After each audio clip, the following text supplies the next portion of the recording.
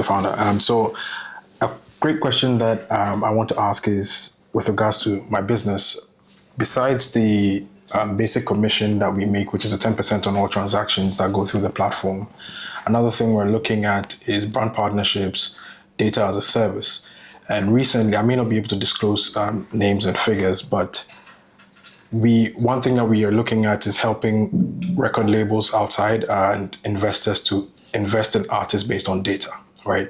And that's one of the biggest issues within the ecosystem, whereby investors are not really confident investing in artists because there's no data to back their personal investment into their own careers. Mm-hmm. So recently, what we did was with our audio tech company, we had to provide all the invoices that we had supplied to a particular artist who's been working with us as a backing for a record label deal that he was going for. It was about 6 figures US. Mm-hmm. Is this something that investors will be interested in hearing, data as a service, as part of our revenue models? And is this something that's convincing enough to ask for funding?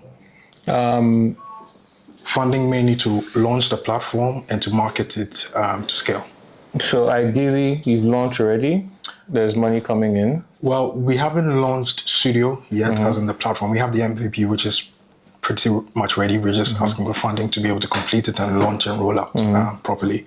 But we have tested the model because we operate in the space, which is the audio tech industry, mixing and mastering for clients. I think at that stage, that's where the angel investors come in. Right. I wouldn't invest in an idea. Angels are the ones who typically take that very high risk, unless I don't know, if you're a Shola from Paystack and you come to me and say, look, I have the idea to build another payment something, like I'm wiring you 100K and not asking too many questions, right?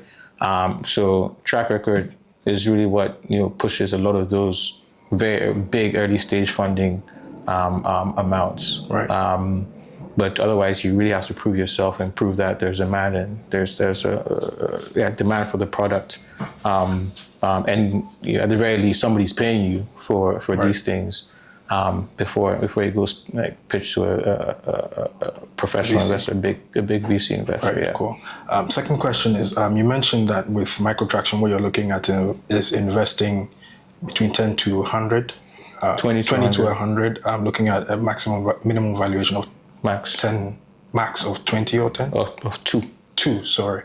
Okay, so how do you do that validation for an early startup?